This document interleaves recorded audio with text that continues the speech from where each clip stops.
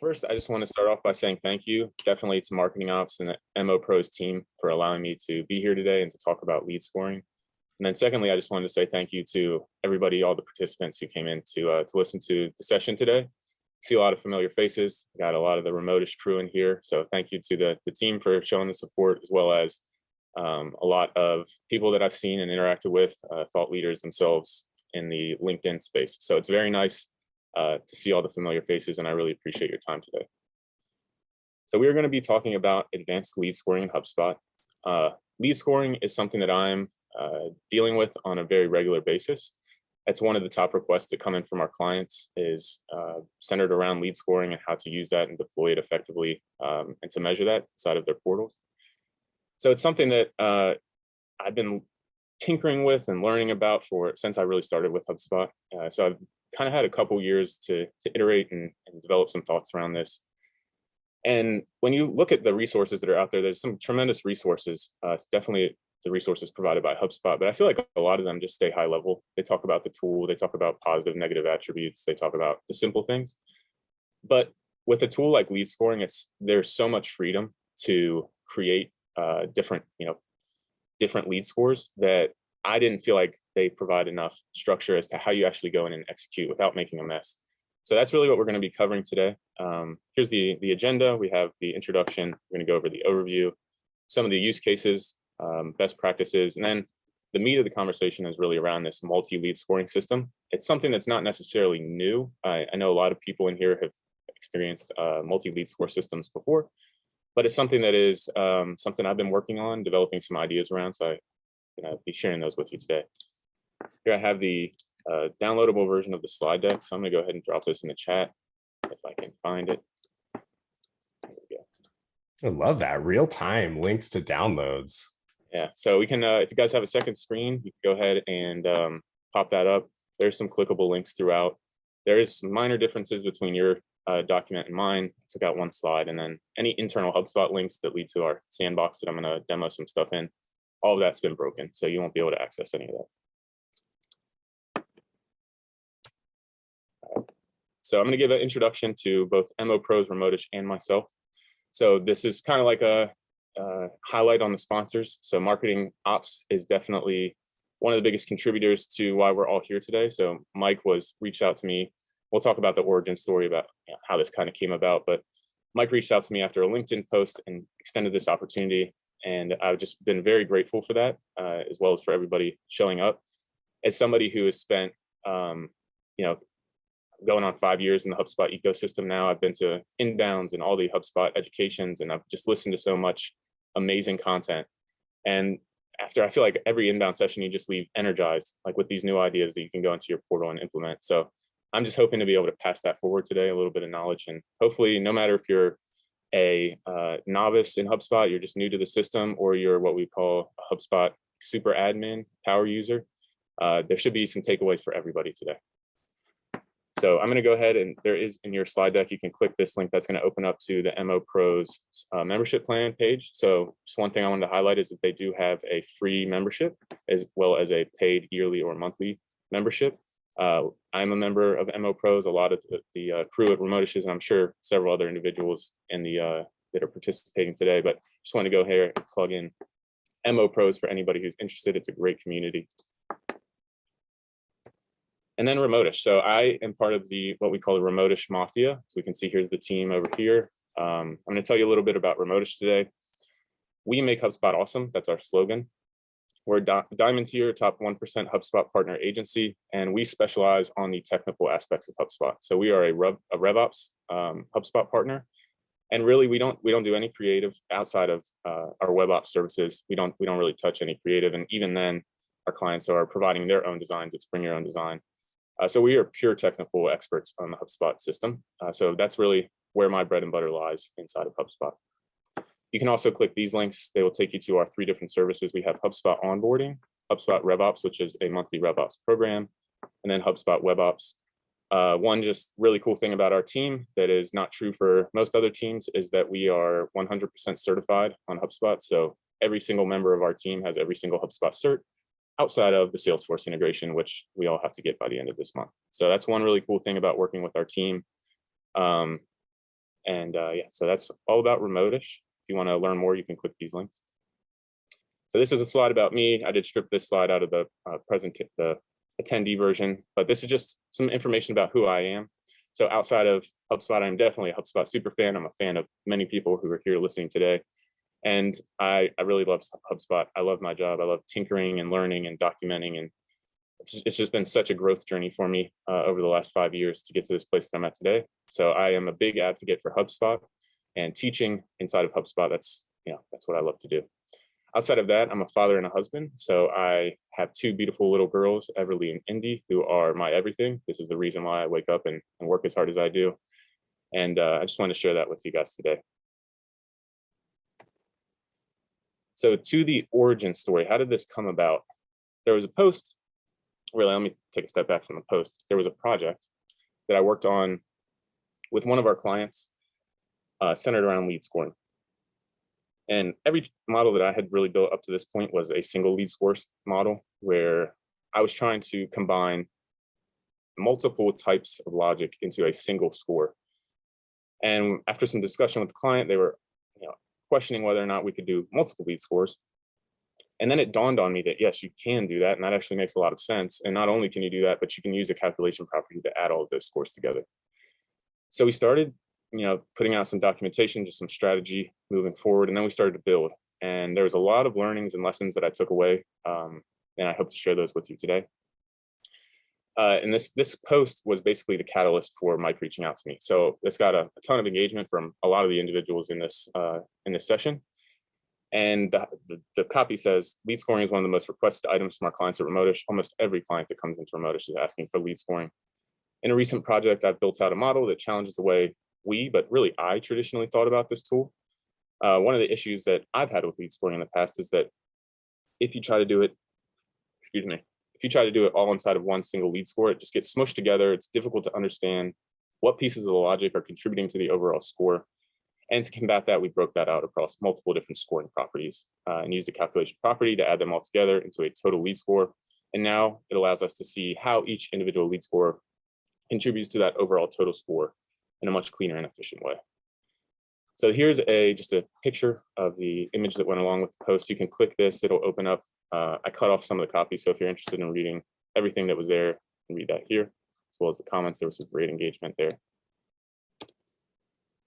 So now we're going to start with a lead scoring overview. So this is kind of overview, best practices, just more if you're getting started with lead scoring, what is it and where can I learn more about it?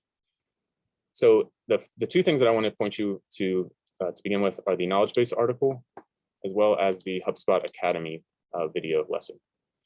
So both of these are going to be great starter guides for you if you are new to lead scoring.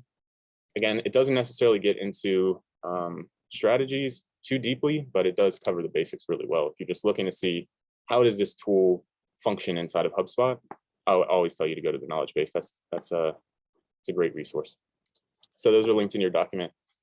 And this is a definition from another great resource that HubSpot has. It is a bit outdated, but it has a lot of great points that they make in it. And one of them that I liked a lot was the definition. So lead scoring is the process of assigning values. That's very important. We're assigning positive and negative attributes, often in the form of numerical points, to each lead you generate for your business. You can score your leads based on multiple attributes, which are the contact or really the object properties that you have on record, including the professional information they've submitted to you and how they've engaged with your website and brand across the internet. This process helps sales and marketing teams to prioritize leads, respond to them appropriately, and increase the rate at which those leads become customers. So that's a pretty high level just overview of what lead scoring is. Now, it's important to note that the HubSpot scoring property inside of HubSpot is not just for contacts. You can also create deal-based lead scoring and company-based lead scoring, which we'll get into in a little bit. But today, we're going to primarily focus on the contact side of this. So what are the pros and cons for HubSpot lead scoring? I think of a lot of pros, and I could only think of one con. The pros are you can strategize lead scores to be unique to your use case, your process, and your data. That's really important. And that's pretty much across HubSpot. You're going to be able to customize the different tools to fit your use case. But that's the beauty of lead scoring, is that, and that's also the downfall of lead scoring, is that it's not always straightforward because it is unique on a case-by-case situation. So there is some guidelines, some best practices that you can implement, some models that we can all look at and say, okay, this is a standard model, and I can take that and I can either run with it or I can deviate from it and customize that to my own process and data. The second pro is that it allows you to very easily prioritize your leads, identify ideal buyers, increase productivity and efficiency for your sales team, close more deals, can trigger lifecycle stage and sales handoff, and you can measure and report on lead scoring and associated object data in the custom report builder. I know that these kind of got high level here. We'll certainly talk about those in more depth in a minute. Excuse me. I'm not feeling great today, so I'm trying to push through it. I appreciate all the positive energy around this study because that was what helped get me through this today. The one con that I could think of for the lead scoring was that it takes trial, error, research, and iteration to improve the model and better understand and execute your intended use case. And that's true for almost any new advanced thing that you're building in HubSpot. It's never going to be perfect out of the gate. You have to, a lot of the times we like to take the growth-driven design, GDD methodology, and apply that in other areas. It's a great philosophy that not only works well for websites, but works for other things as well, where you try to launch an MVP, a first iteration of that, and then you continue to iterate that as you gather data. So that's really the important thing, is that we're getting it out there, we're going to start collecting data, and then we're going to start to make adjustments to that. But sometimes we expect, our clients can expect things to be perfect out of the box the first time around. So it's just really important that you communicate as you're working through an advanced lead scoring model that it's not going to be perfect on day one, and you have to continue to invest in that over several months to kind of deliver on the best execution of that intended use case. So lots of pros, only one con, but it's an important con to be mindful of. Next, we have our lead scoring use cases. So there's a lot of use cases that you might be able to, at the end of the day, drive back to lead scoring. But when I was sitting down and thinking about it, I was trying to think, how can I boil it down to the simplest or the smallest amount of use cases that could apply generally across many other use cases? And really, there's three reasons why you would create a lead score. The number one use case, which is a lot of the times actually clients think they have use case one, but they actually have use case two, which is the first use case is that the sales team is receiving too many sales qualified leads and are not able to accurately prioritize them. We see that a lot. We see people coming in, there's just no organization to the system. People are cold calling or following up at random, and there's no process or documentation behind how you're prioritizing those leads. So that's use case one. Use case two is between marketing and sales. So the first one was just sales. Second one is marketing and sales. And here we want to increase the volume of marketing qualified leads that we're handing off. And both parties are going to be interested in that. So that's use case two, is that we actually don't have enough volume. I think of it basically as hand raisers or implicit users. So you have somebody who might go in and fill out your demo request form or your free trial form. They've raised their hand. That's use case one. You've just got too many of them and you need help prioritizing them. Use case two is you don't have enough hand raisers. You need to pump up more leads to your sales. So instead of saying they filled out the demo request form, they filled out the free trial form, we'll pass them on to sales. We're saying we're looking at the analytics for how many times they've viewed a page, how many times they've opened an email, how they fit our ideal client profile, all of those different things, so that we can create a threshold, a trigger that hands that off to the sales team. Use case three is really for experimentational purposes and to learn more about your CRM and the data that you're holding on your contacts, is for the marketing team to track key conversion points or key events to understand the demographics and engagements from leads. So that would be use case three. We kind of had a bit of use case two and use case three here in the project that I'm talking about, but we definitely leaned into use case three. We wanted to learn more about the demographics and how these leads are engaging with our CRM and our digital assets. And one important part to take out of the use case three is that we're basing that on key conversion points or key events. And we'll talk about how that plays into the custom object in a moment. Those are the three primary use cases that we have. Again, there's going to be others, but I feel like all of them can roll up into those three. So some lead scoring best practices. Number one is consider building your lead score in a spreadsheet before implementing in HubSpot. You don't have this link, and I apologize, but This is an internal asset that we use at Remotish. Every project we try to start off with documentation. So this is one way where you can have a conversation, you can build out a lead score without ever having to get into HubSpot. And a lot of times we like to do that first so that we're documenting that process outside of HubSpot. Essentially, it's the same thing. You could build this out in HubSpot. It's just a step before that. Here we're seeing all the different values, the scores, how they're weighted, the threshold for MQL, SQL, which ones we're using in that test score. And then we're just running some figures here. So we're going to have individual attributes, company attributes, some list membership, email activity, website activity, all the good stuff. So that's an example of how Remotish builds some lead scoring in a spreadsheet before we ever implement in HubSpot. Number two is to keep your scoring model simple. One of these is going to be a contradiction to something that was in that spreadsheet. But we're going to use low or consistent values. So that's a big point, and that's a takeaway just over the years that I've learned just through trial and error, is that I got ahead of myself when I first started building lead scores, and I didn't stay true to this first rule. And I would just use not necessarily super high values, but I would just weight values based on my own and personal biases of what something meant. And I didn't have any consistency between my patterns. So that's two things that I think off the top we should always be paying attention to, is making sure that you're using low and consistent values. And consistent is usually should be in increments of either 1, 3, 5, whatever you set that as. And using low values, the reason why you want to use low values is if you're using high values, it becomes very hard to see how your different attributes that you have are adding up to that total score. In addition to, if you choose to use negative attributes in your score, that can complicate the way that you're looking at that. So just one, use lower consistent values. Two is to build with a logical pattern. So you always want to, if you're creating especially a multi-lead score system, you want to try to make the logic in lead score 1, even though it's a different intention of what you're tracking for the second lead score, to follow a similar pattern so that they align in terms of when you're looking back at it, you can see, understand at quick glance without having to go in and look at the lead scores, what each of those scores mean. Third is to be judicious in your use of negative attributes. I think that's pretty straightforward. Negative attributes are definitely beneficial. There's a great use case for them. However, they make the lead score inherently more complicated because now you're not only adding, but you're subtracting. So if you're using negative attributes, you need to make sure that you're using them with very specific intention. And the last point is not to weigh values unless absolutely necessary and logical. I'm not a fan of weighing values. I think that builds like some bias into the lead score that's not necessary unless you have a great use case for it. The third one, and we'll show where this tool lives when we open up the sandbox portal, but using the refine filter condition option to make a lead score time bound or reference the number of times a value or event was true. The next one is test and improve using object index or test score criteria. We'll go over this in a minute. Oops.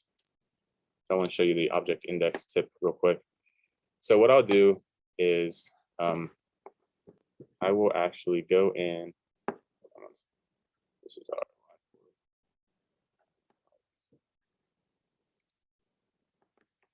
I gotta fix this real quick.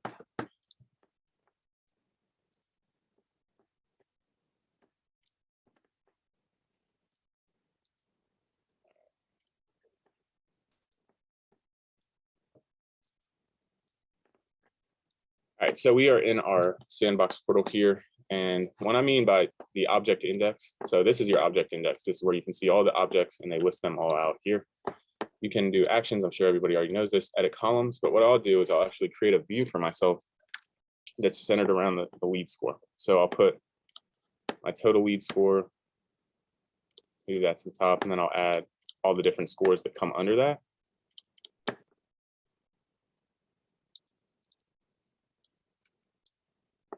And then I'll drag the lead score type and where's our total lead score? Well, you get the idea. We would put them all in here, then we save it. And then as I'm going in and editing my lead score, after I make an edit, it's going to be immediately live in this index. Sometimes it takes a couple minutes, but I'll essentially set this up. I'll make an addition or change to the lead score, and I'll come back out to this contact index and I'll see how that impacts the objects or the records that we have on file. So that's one way. You can always sort and look at who's your most highly qualified based on the score that you just created. You can look at their record. You can start to try to identify which pieces of the lead score are adding up and try to better understand the model that you're creating. So that'd be one of my best practices recommendations as well. And then third is to document and build reporting around your lead score process. I know I'm preaching to the choir here, but always rely on documentation, especially as you come to the conclusion of a project. You should always be trying to wrap that up with a nice bow and provide some documentation. And the reason why that's so important, again, I know I'm preaching to the choir, but we have seen already just in the environment that we're working out of that there's just constant turnover right now. And there's two kind of key words around documentation that I want to focus on. It's turnover and legacy knowledge. So that's another thing that we're seeing a lot of clients come to us with, is that they've had a lot of turnover recently and that legacy knowledge has been lost. Somebody built these systems and never documented it, never took the time to go back and explain what it is and how it works. And now we have no idea what it does, and we have to go back and audit things, and it just takes a lot of time and energy. So as you're going through and building stuff in HubSpot, document. Workflows is definitely one of my favorite tools in the HubSpot kind of all the HubSpot hubs that we have. But I'm going to take one from Jen here and say that the most powerful tool that we have in HubSpot is the knowledge base. All right, so this gets into a little bit of the conversation around the multi-lead score system. So, excuse me, what is a multi-lead score system? A multi-lead score system is comprised of many individual lead scores, each designed for a central overall strategic purpose. So what are some of the benefits of using a multi-lead score system? We can easily organize scores into distinct categories, which allows for cleaner reporting. We can build targeted lead scores for a variety of strategies, each unique to themselves. And we can use each unique score that we've created, can add them all together, and we can still get a total lead score. So we're getting what we needed out of a single lead score, which is a centralization of that data. But now we also can leverage the fact that we have multiple lead scores to analyze, and we can see how every little area that we've created or we're measuring is impacting that overall goal. So the next thing I wanted to talk about is the 25 lead score limit. So I'm not sure how many of us are familiar with I'm sure most of us, but the HubSpot product and services catalog, it lays out all the different features and what you get for each hub. The Enterprise Hub has access to 25 contact lead scores. Pro has access to 5, which that's still a lot. There's still a lot you can do with that. I haven't created more than 5 to 7. So the question is, why are we not leveraging that to its fullest extent? And why are we not bringing that into our strategy? That's the limit that we have, and that's a pretty big limit. So the thing I think is that many of us might not be thinking about the fact that you can create a multi-lead score system. So while you may never use 25 lead scores, that's fine. I haven't ever used 25 yet either. The idea is just to be creative and to try new strategies. Nothing that is ever done with a lead score is permanent. And I don't think there should ever be any hesitancy around building a lead score. The only thing that you're risking by creating a lead score is the amount of energy that you're going to put into that and the resources that you're going to put into that. In terms of HubSpot and data integrity and data governance, you're not going to impact anything negatively. It's a temporary thing that if you were to go back and delete your lead score, it's going to be gone. You can also go in and make changes to it in real time. So never feel like that anything that you do with the lead score is permanent or complete. It's a playground for constant iteration to better understand your customers and identify your highest qualified buyers. So when we have a lead score, it's important to consider what are our controllable versus non-controllable variables here. And we're going to open up.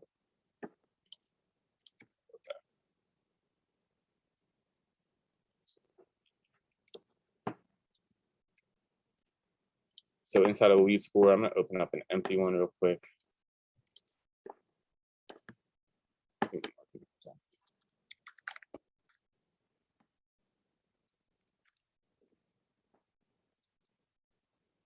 So here's an empty one. So now we can look at what are the controllable and non-controllable features of a lead score. What can we control? That's very important. We can control the strategic lead score groupings. So those individual unique situations that we're trying to create those groupings for. We can be strategic in our choice in our deployment of those. We can also be, and by that, just real quick, what I mean is if you go out to these scores, we can see all the different scores. We have a blog score, a content download score, an email marketing score, ICP score. We have a variety of scores. How you choose and what you choose to measure is going to be unique to your use case, your process, and your data. Second thing is going to be your choice of custom or of object properties. So the reason I say object properties here is because you're not limited to just contact properties inside of a lead score, even a contact-based lead score.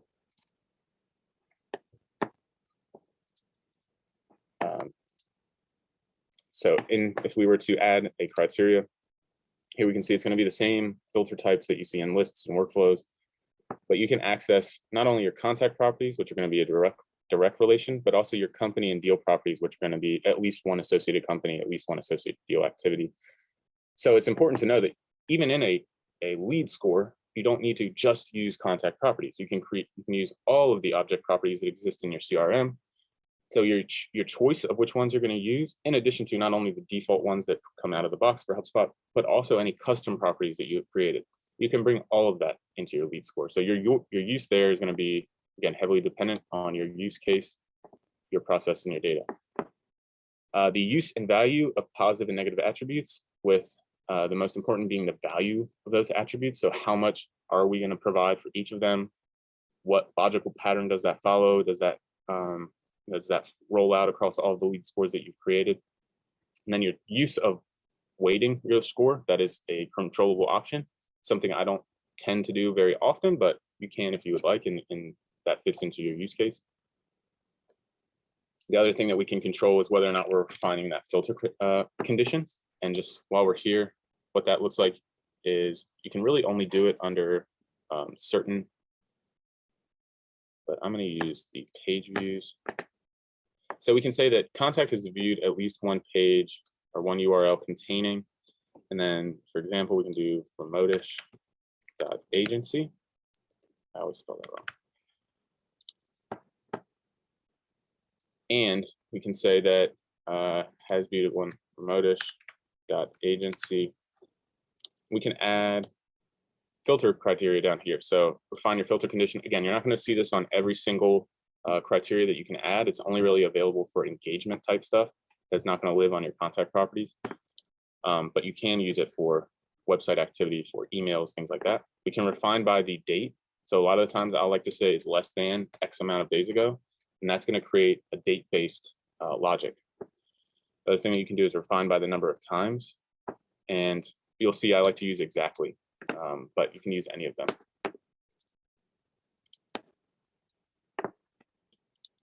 So that's another thing that's within our control. What is outside of our control? One is going to be the filter options that we have. So we can add these criteria. However, you're going to be limited to the, all of us HubSpot experts know that this can sometimes lead to frustration when there's something that's not set up from like a data structure perspective, how you need to be able to use it in your list or your workflow or your lead score.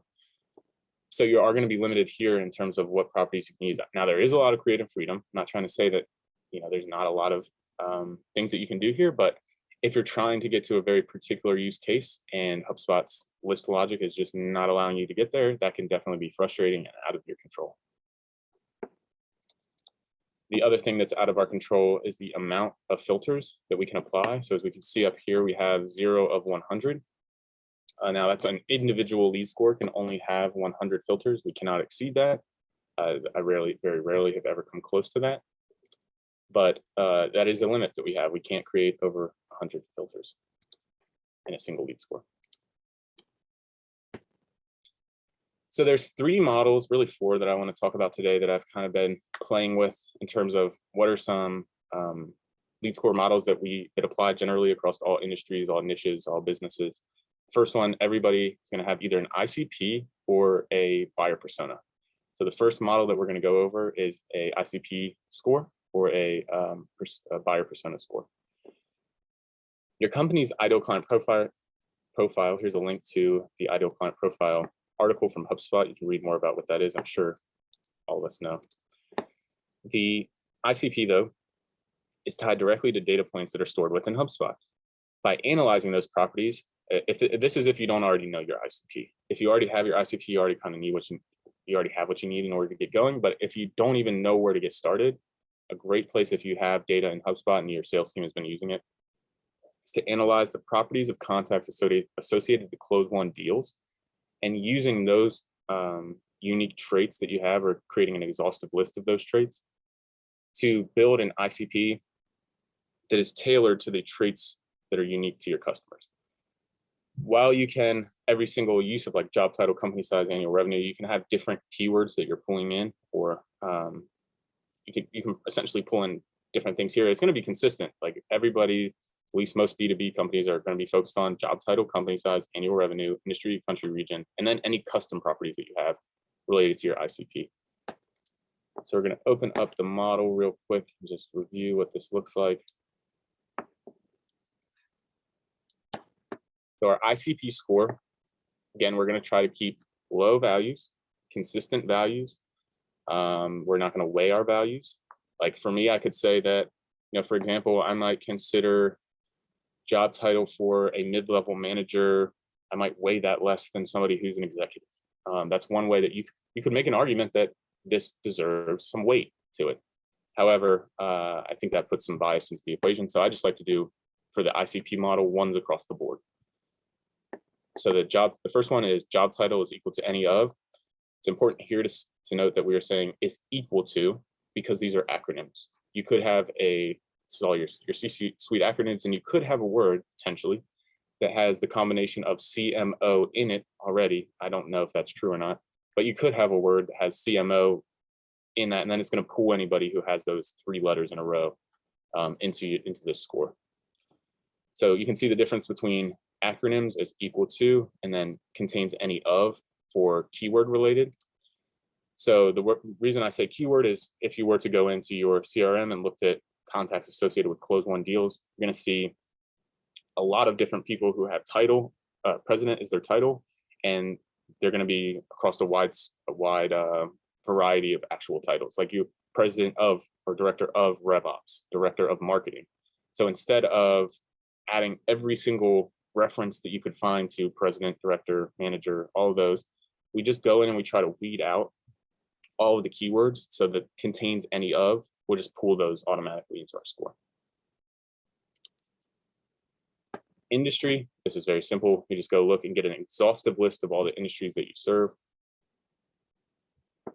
Annual revenue. So we can see, excuse me, we have added a contact or a company property here. Anytime you add company, or anytime you do cross object logic, so we're looking at something that's based around a context, but we're referencing company or deal or activity data, HubSpot needs to identify or create this rule that says the primary associated or at least one associated blank has. So that's what we're seeing there. Just something to be mindful of, especially if you're creating workflows.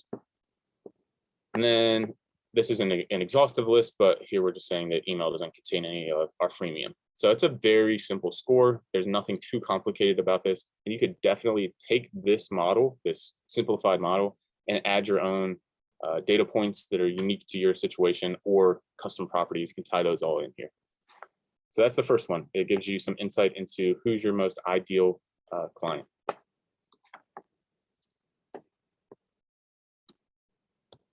Next one is sitemap scoring. So this is, I'm sure people have played with this idea, but this is something I kind of consider as one of the biggest things that came out of this project was the idea of sitemap scoring. And I'll explain what that means in a minute. It's pretty straightforward, but the idea is that by tracking the engagement of page groupings through domain lead score logic, you can calculate the highest engaged website visitors using the refined filter condition within a set amount of days. So here's some different scores that we would see here. I'm going to use the Remotish website as an example. So when we say sitemap scoring, the reason why I call it sitemap scoring is that because you can use URLs. So here we'll click on the team. It's not a good one. Look at our monthly RevOps. So every single page that is related to Remotish's services is going to fall under this domain, no matter if it's our RevOps, our WebOps, our onboarding. it's going to have the front half of that domain, which is going to be all the backslashes. So we can go through very quickly and just look at our website and say, what are all the key pages that we want to track, and just pull a list of those URLs and stop at the point of the keyword that's related to what you're trying to dig down into. So what are some examples? Big one that a lot of clients use is the product score. So all your products pages, it's going to be backslash product backslash. You can pull that in, and then we can use this logic over here. Has at least one page view of a URL containing any of remote.agency backslash blog less than 30 days ago, and they have viewed that page exactly 5 times. In that event, they get a score of 5. So we have our product score is a good one, career score, our team, our leadership, the blog score is another big one, case study, webinar, any kind of downloadable content, landing pages. Those are all great examples of sitemap scoring.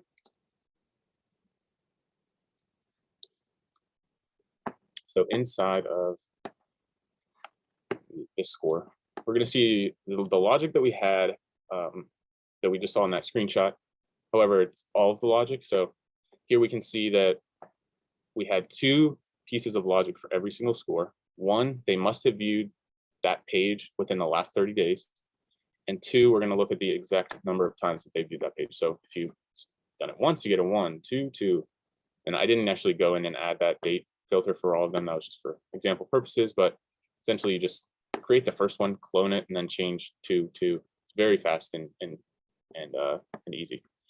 So you can get this stood up pretty quickly, and that goes all the way down to 9. We can see that all the way up to 9 is exactly, and then 10 is at least 10 times. So anybody who has a score of 10 has viewed the blogs 10 or more times within the last 30 days. One of the things, and the reason why I wanted you to see this in its entirety, was because we'll tie back directly to those best practices that we have. We want to make sure that we're creating a repeatable pattern across all of our scores. This is a really easy way to do that. The title of the session was Advanced Lead Scoring. Just because it's advanced doesn't mean it needs to be difficult or complicated or hard to understand. Actually, the easier that it is to understand, the better you've done it, the more advanced you are in HubSpot. The last item is the global form scoring. So this is in the instance that your HubSpot uses global forms for lead capture. What is that? I'm sure a lot of us already know, but for those of us who don't, forms are grouped for a specific purpose and changed. You don't have to change it on a yearly basis, but that is like a best practice recommendation.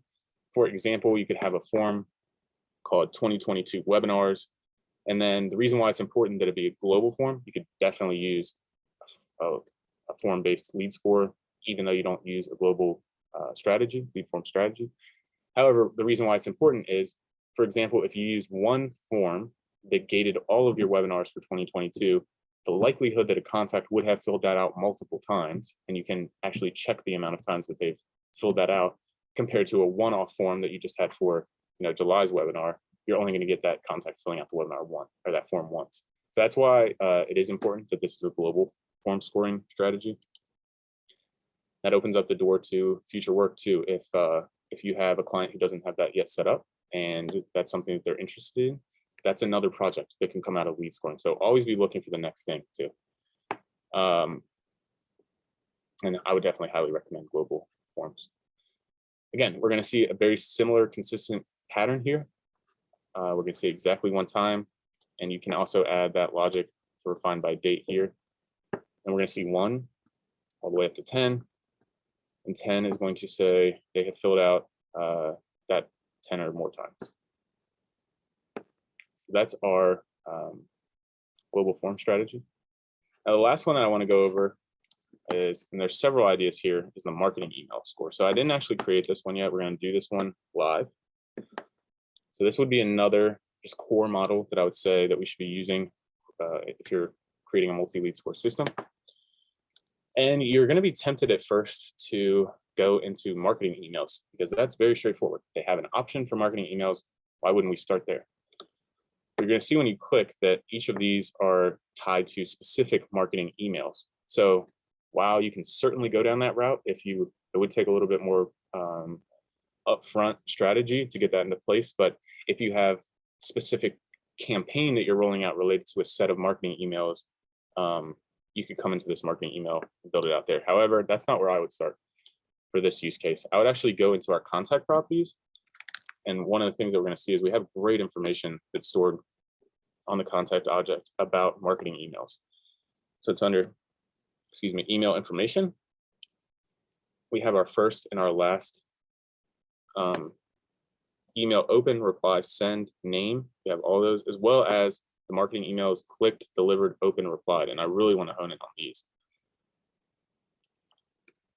So if I was going to go start a lead score based around marketing emails, I would not go to that email. I would come to the contact properties and I would say that the last marketing email open date, and again, you're going to always see this across, so it might be better to use click date, but there's not much we can do to get around this Apple issue. I'm sure we're all very familiar with that. So we could say it's less than 30 days ago. And we could say number of marketing email, it's not right. Marketing emails opened is, or clicked, either one works. I think clicked would actually be better, is equal to 1. And then we're going to follow the same pattern. We're going to clone that out. We're just going to change it and change this to 2. We're going to change that to 2. It's very quick. We're going to do that again and again and again all the way until we have 10. So it's going to follow the same exact pattern we've set up in lead score 1 and lead score 2. So now if I go back to my contact object index, I've saved that view. I can come back and I can look at it. And I can say, here's my total lead score. Here's each lead score that came under that. And I know at a glance, I don't even have to go into the logic to understand it. I can say they had a 2, they opened a marketing email, they've opened 2 marketing emails, and their last marketing email open date is less than 30 days ago. Some other scores that are beneficial is company score. So that's going to be really needed in the use case of ABM. So if you have a big ABM marketing effort, you're going to want to use a company score. Deal score. Again, if you have a lot of SQL leads coming across and you're generating deals for each of them, you're going to want to be able to prioritize those. How can you do that? Not only can you create a contact-based lead score for that, you can also create a deal-based lead score. You can create a lead score around your sales activities, your calls, your meetings, your tasks, your notes, all those good things, your products or your line items. I think that's a really interesting idea. I haven't tried that yet, but I think that's a really interesting one. Custom property score. So again, you could tie that into any of the other scores when it applies to that use case. However, if you had, for example, a wizard that gates some demo or some access to your software or whatever that may be, you could tie those custom properties into a lead score to have a custom lead score that gives some insight into that use case that you have. You also have, you can create a survey score. And one of the things I just want to note here is that you can't use feedback properties inside of a lead score. Feedback properties are tied to HubSpot surveys. So the way that you need to do that is you need to map those properties to the contact to be able to use that on the contact level. That might get a little tricky. But if you use Typeform or some other integration that you have plugged into HubSpot, those are going to be coming into your contacts properties anyway. So if you use an integration for surveys, it's very straightforward. If not, there's workarounds. You can create workflows to pass that off. You can also create a workflow score, paid ad score. I'm just going to put this out there. The paid ad score is not very helpful. And the reason why,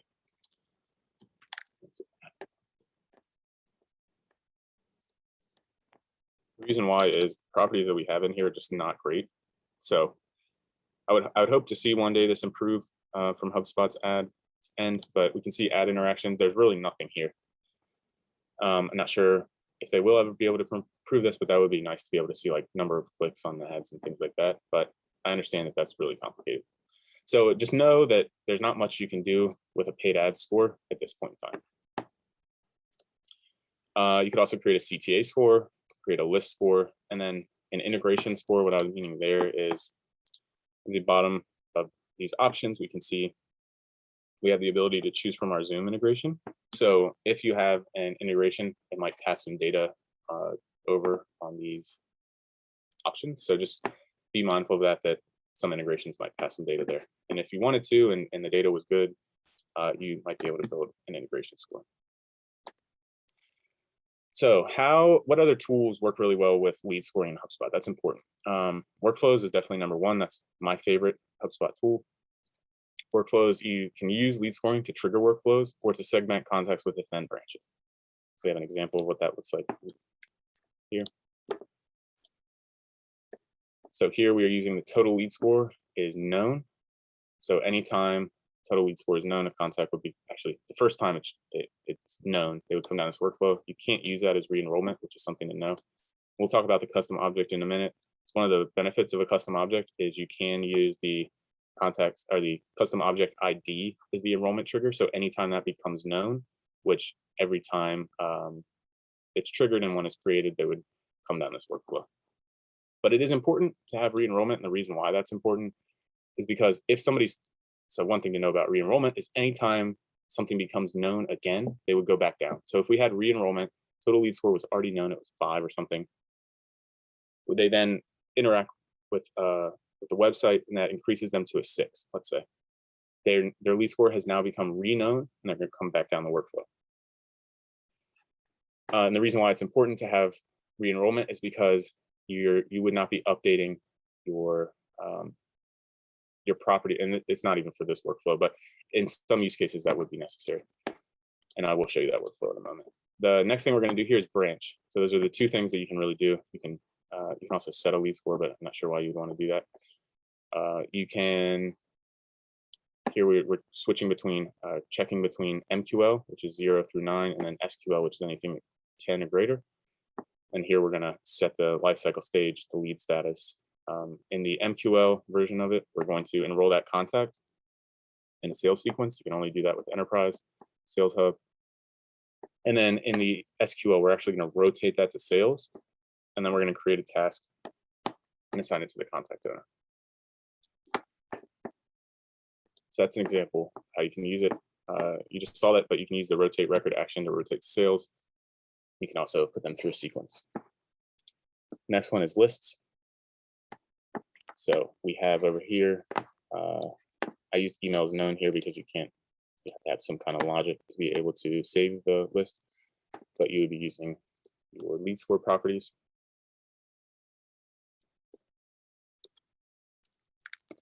So all of those can be brought in here. You can create lists of your hottest or coldest leads, and you can also break that down across your model. So if you wanted to know who your hottest and coldest leads were for a particular use case that you created a lead score for, you can do that with the list. You can use saved views. So I save views just from an admin perspective to be able to go in and check and when I'm building out the model.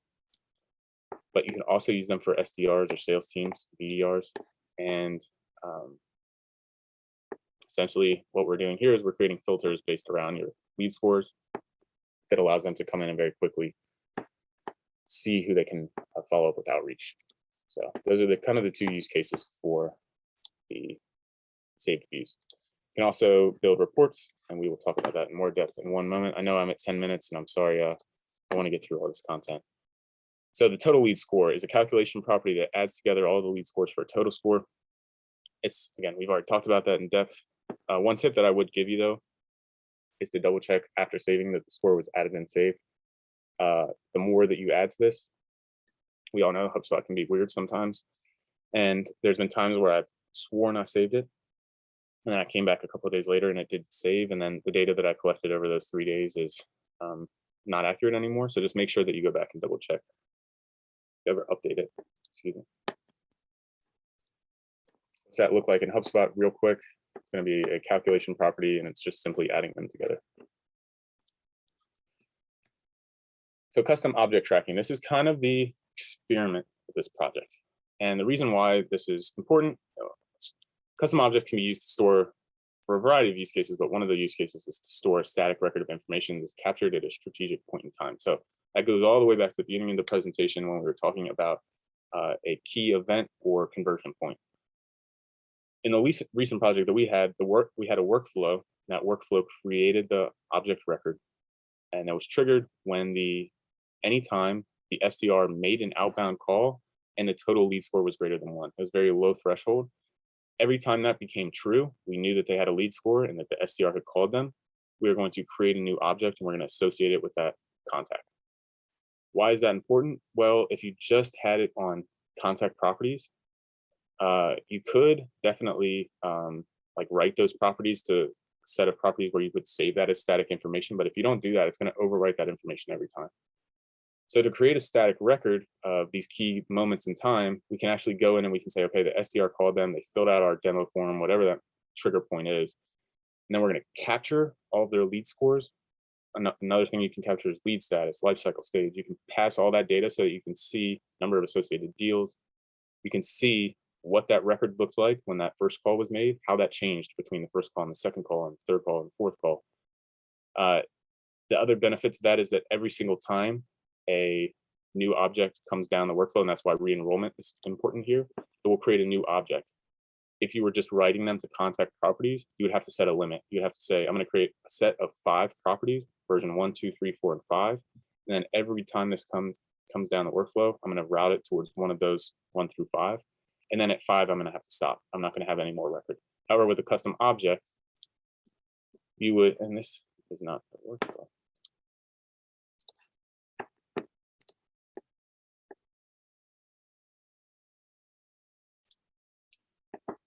Well, with that custom object, you'd be able to mark that every time that occurs.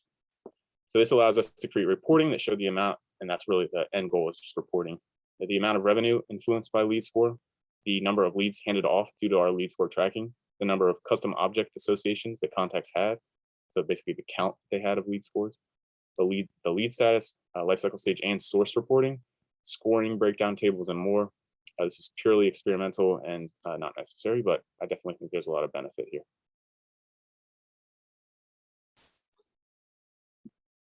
So here's just I'm going to go through this really quick, some examples of reports that we've created. This one is like the count of total lead score tracking. So this is the count of objects. I've taken off all numbers because this is like live data.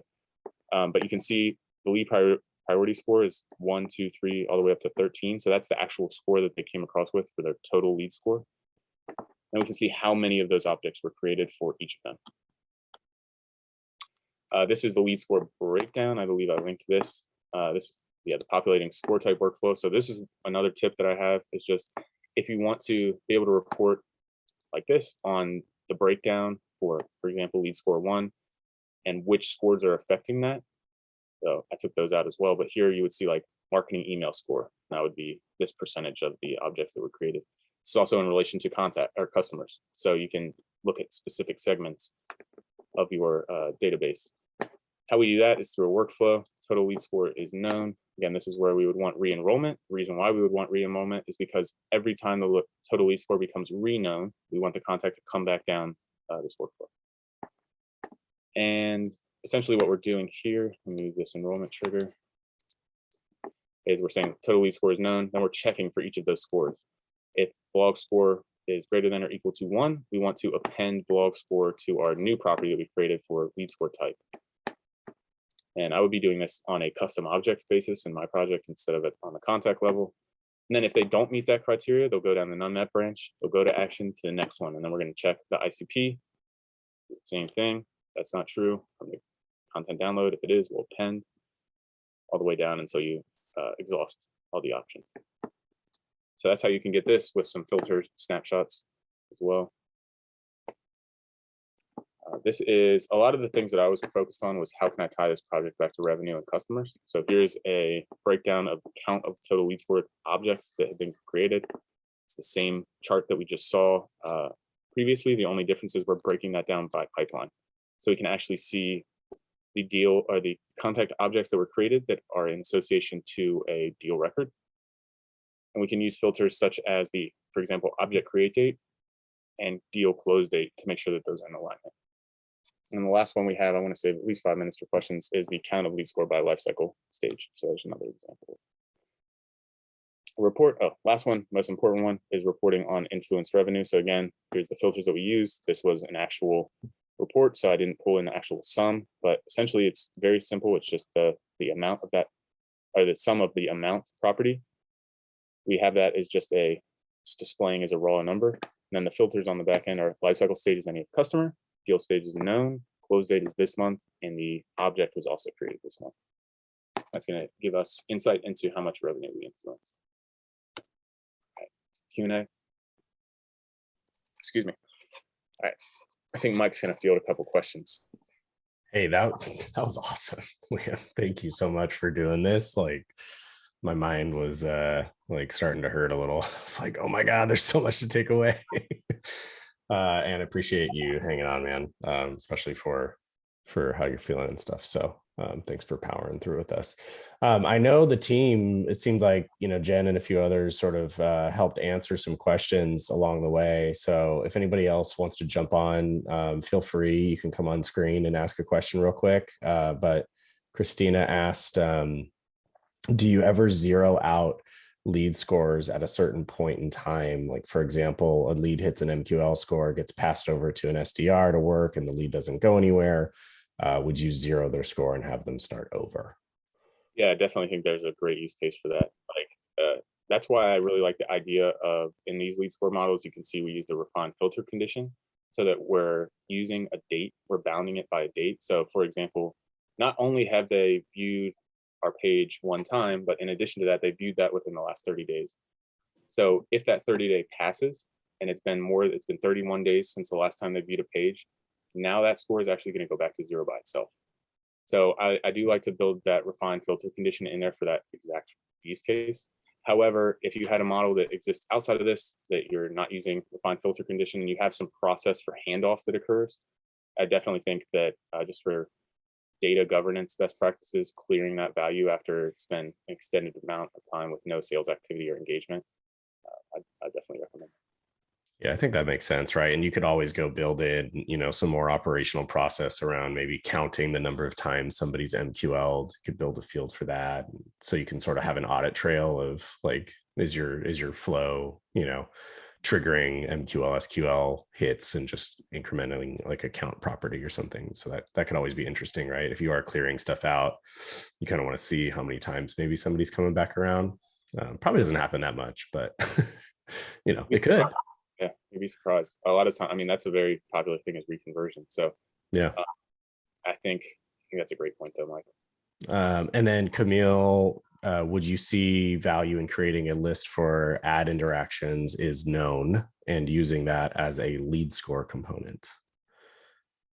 Yeah, when we tried with the lead score, Camille, with the paid ad in specific, we used the Facebook ID, and then we just gave them a value of 1. So the maximum score you could have was like a value of 4, because there's only 4 IDs that could be known. It's like Facebook, Google, LinkedIn.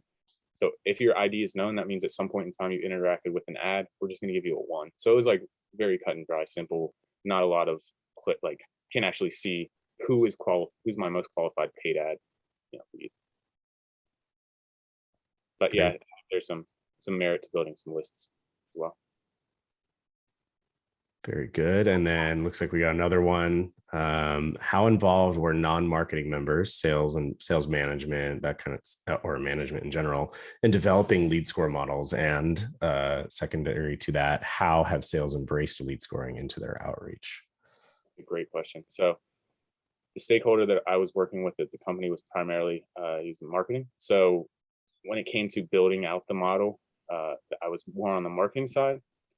However, the use of that lead score and the process that follows behind it, building that into the saved views, communicating to SDRs how they need to be using it. We did a lot of work as well with the sales team. And there was a last part of that question that I missed. It was has the sales team that you worked with, or did you get information back from your point of contact? Have they been able to embrace that lead scoring as a part of their outreach efforts?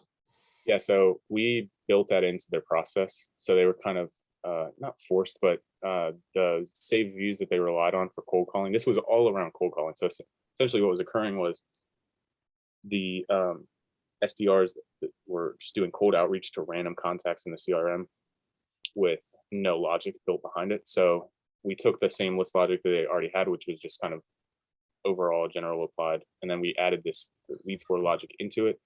And there's kind of forced adoption there, and we didn't have any real issue with the sales team using it. And we're continuing to iterate on this. It's still like an idea that's in evolution. But it was a bit of forced adoption there. Gotcha. I know we're getting really close here, folks.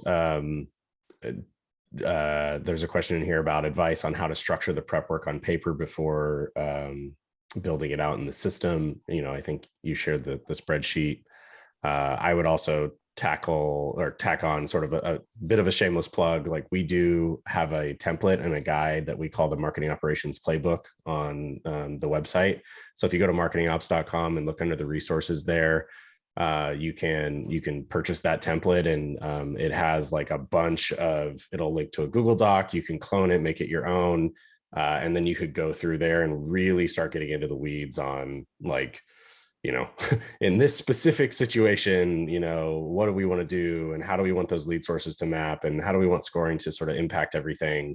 So that might also be a way for you to have like a jumping off point to create documentation around that. But, as Liam said earlier, documentation is super key to all this stuff. I am so sorry we couldn't get to all of these questions. We're a bit over time now, and I want to be respectful of everybody's busy schedules.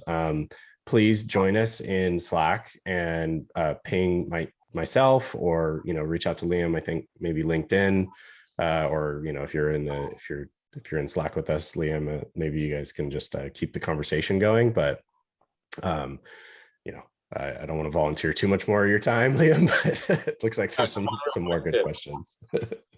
I know a lot of the people already in here are already connected with me on LinkedIn, but they're in this, there's a little LinkedIn icon here. That's primarily where I'm engaging with people, is on LinkedIn. So if you want to follow, I do post a lot of thought leadership content around HubSpot and RevOps to my page. So that's how you can quickly access that. I really appreciate the time and the opportunity. Awesome. Thank you, Liam. Really appreciate it. Thank you all for joining this workshop, and Remotish. Thanks for supporting Liam's time today. And Liam, go feel better, man. We appreciate you. Appreciate it. All right. Take care, everybody.